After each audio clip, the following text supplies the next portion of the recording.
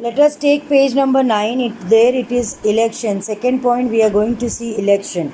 Elections are essential for democracy because in democracy people have a representative government, and it is through election that people elect their representative. We elect our representative with the help of the election. Importance of election in democracy. First point, it is rightly said, no election, no democracy, because in democracy people have to choose their representative, which can be done only through election. Second point, those elections and through elections and effective control can be maintained on the executive. Third one, election provides the occasion for the widest degree of popular participation. That means people are participating, they are taking the part in election. Elections make the government responsible towards the people because it knows if it is not responsible, it will not be re-elected. Again and again elections don't take.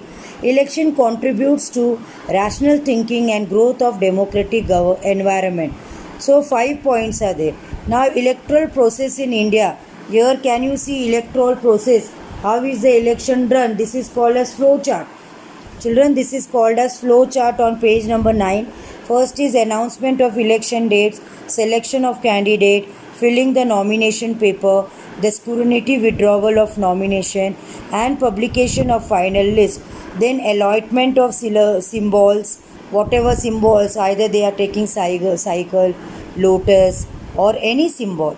Issuing of election manifestos, whatever they want to do, rallies, campaigning, voting, counting of votes and declaration of result, filling of election petition. So this is the flow chart which we saw. Now let us see on page number 10. It is given electronic voting machine, that is EVM. EVM is called electronic voting machine. Nowadays the voter give vote with the help of EVM. In this machine there are names of candidates and symbol.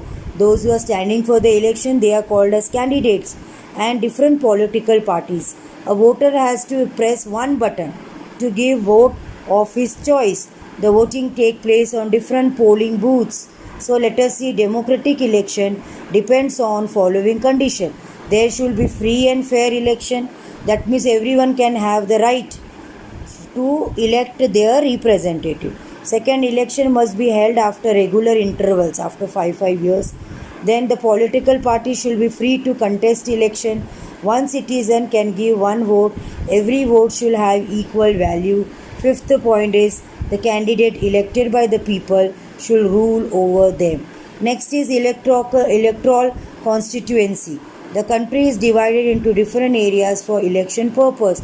These areas are called electoral constituency. Electoral constituency you have to say.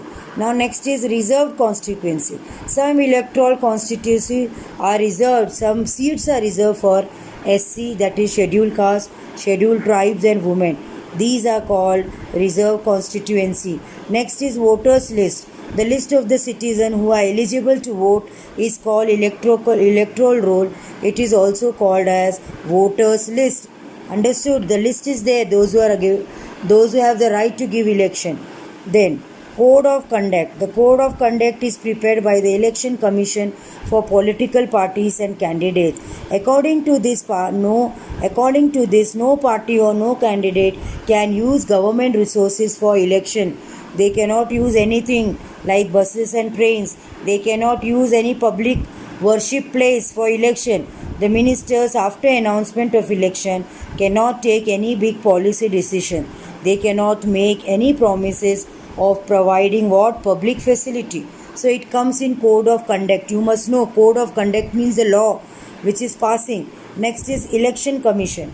The head office of the election commission is in New Delhi. Head office is in New Delhi, and the head of this commission is called Chief Election Commissioner. He is appointed by President of India. Following are the functions of election commission. First is to conduct and control election. What is the work of election commission? To control the election, to announce the date and election, to implement code of conduct law, to punish candidate and parties that violates what code of conduct, going against the law, then to declare result of elections. Next is turnout. The total number of voters who participate in election is called turnout. Those who are coming for the election, they are called as